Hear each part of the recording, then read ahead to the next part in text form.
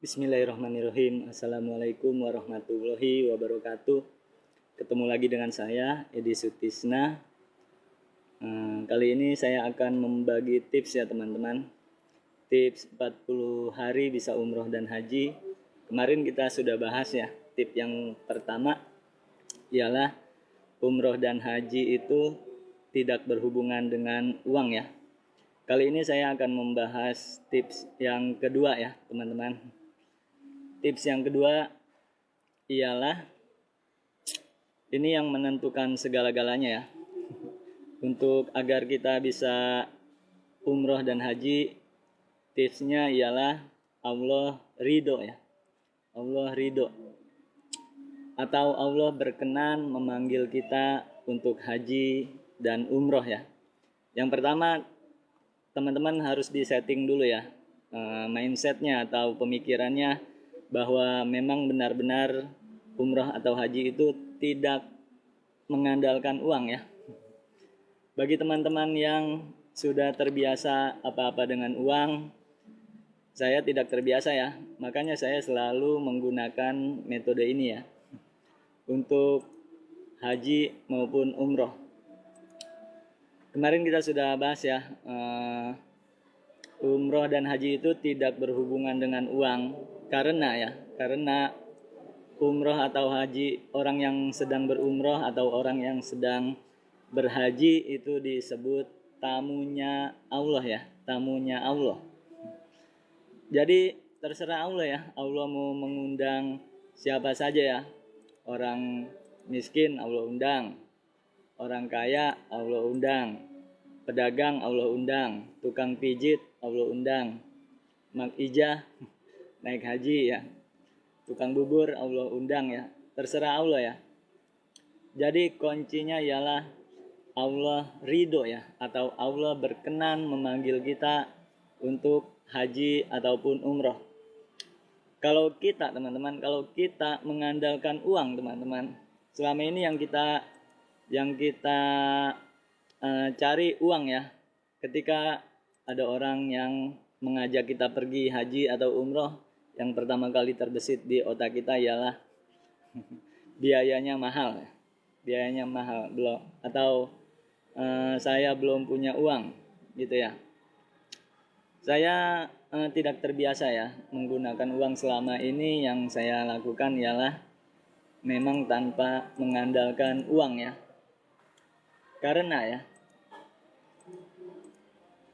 Karena kalau kita mencari uang ya, kalau kita mencari uang, pertama mencari uang itu susah ya teman-teman. Mencari uang itu susah ya. Memang ada sebagian orang yang mencari uang mudah ya, tapi tetap aja ya susah ya, mencari uang itu susah. Terus yang kedua ya, ketika kita sudah bersusah payah mencari uang, ketika kita sudah dapat uangnya, tapi uang itu bukan jaminan ya. Uang itu bukan jaminan kita bisa pergi haji ataupun umroh ya. Realitanya begini teman-teman, realitanya ketika kita sudah mendapatkan uang ya, banyak yang terjadi ya. Ketika kita sudah mendapatkan uang karena tujuan kita sudah tercapai, yaitu mencari uang untuk haji dan umroh. Tapi ya banyak orang ketika dia sudah mendaftar ke travel haji dan umroh, maka banyak yang ditipu ya sama travel haji dan umroh. Banyak yang ditipu sama travel haji dan umroh, jadi dia tidak berangkat ya. Banyak ya. Jadi uang ini bukan jaminan. Ada orang yang sudah mendapatkan uang, terus uangnya ditipu ya sama travel haji dan umroh. Akhirnya dia tidak berangkat ya. Itu menandakan uang itu bukan jaminan ya untuk kita bisa berhaji ataupun umroh. Terus selanjutnya banyak orang yang sudah punya uang juga, sudah ke travelnya bukan menipu, bukan menipu, tapi pas waktu keberangkatannya dia sakit ya, dia sakit. Maka dia tidak berangkat juga ya. Uangnya ada, travelnya ada, sudah daftar, sudah ada tanggal keberangkatannya, tapi ketika dia ingin berangkat pas hari haknya dia sakit, maka tidak berangkat. Maka uang ini sama sekali bukan jaminan ya, bukan jaminan kita bisa pergi haji ataupun umroh. Nanti ada apa yang menjadi jaminan kita bisa pergi haji atau umroh. Nanti akan saya jelaskan. Terus selanjutnya ada orang yang uangnya sudah ada, travelnya ada, dan dia sudah sehat ya, sudah sehat. Terus negaranya tidak aman ya, maka dia juga tidak bisa berangkat juga ya untuk menunaikan haji ataupun umroh, karena salah satu faktor selain faktor kesehatan, faktor negaranya aman ya, atau seperti sekarang negara kita belum aman ya karena ada virus ya, lagi gencar-gencarnya virus, maka tidak bisa berangkat juga. Maka uang ini bukan jaminan. Banyak faktor. Memang uang salah satu faktor ya, tapi faktor yang sangat kecil ya teman-teman. Jangan dianggap besar, faktor uang itu jangan dianggap besar. Karena faktor yang bisa kita untuk berangkat umroh dan haji ialah kita harus sehat ya, Yang kedua, negara kita harus aman ya, Kalau negara kita sedang perang atau sedang terjadi bencana alam, gempa bumi atau tsunami atau ada wabah seperti sekarang ini, maka negaranya tidak aman dan kita tidak berangkat juga ya. Banyak faktor, maka uang bukan salah satu, memang salah satu faktor, tapi faktor yang sangat kecil. Selama ini kita sangat membesar-besarkan uang ya. Jadi bagi Anda teman-teman yang tidak ada uangnya, jangan bersedih ya. Jangan berkecil hati, karena ada faktor lain yang pengaruhnya sangat besar, yaitu yang ingin kita bahas ialah faktor Allah ridho ya.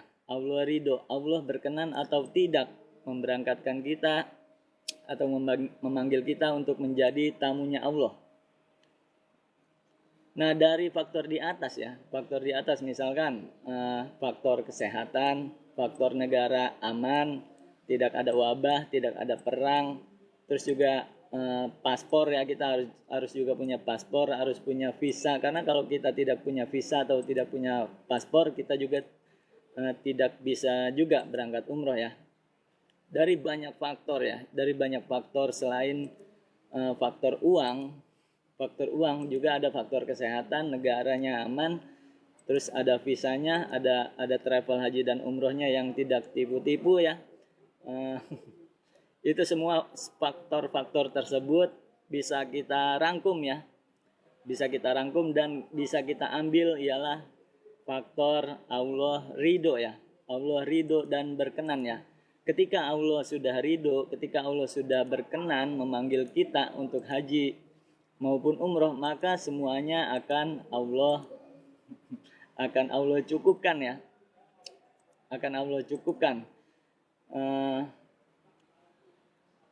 Kalau kita berhaji atau kalau kita berumroh, kalau memang harus mengandalkan uang, maka nanti akan Allah kasih uangnya ya, akan Allah datangkan uangnya. Seperti kita, misalkan kita usahanya lancar, terus dapat keuntungan ya. Kalau kita seorang pedagang, nanti Allah akan kirim orang-orang yang mau membeli. Ketika Allah ridho, maka semuanya lancar ya. Kalaupun memang harus dengan uang, maka nanti akan Allah datangkan uangnya ya. Kalaupun memang tidak dengan uang, maka nanti Allah akan kasih cara lain ya, cara lain. Karena banyak ya, banyak ada orang tua yang dibayarin sama anaknya ya, jadi dia tidak menggunakan uang ya. Atau anak dibayarin sama orang tuanya, orang tua ngebayarin anaknya. Jadi tidak mengandalkan uang ya, jadi tidak punya uang pun tidak apa-apa. Ada adik yang dibayarin sama kakaknya, ada guru yang dibayarin sama muridnya ya. Kalau memang itu harus dengan uang, maka nanti Allah akan kasih caranya ya, caranya. Seperti tadi, orang tua dibayarin sama anaknya ya, itu caranya Allah juga ya. Tidak harus kita pontang-panting mencari uang. Terus banyak adik yang dibayarin sama kakaknya ya. Banyak, ada seorang guru dibayarin sama muridnya ya. Ada marbot masjid, masjid dibayarin sama nggak tahu siapa yang bayarin ya.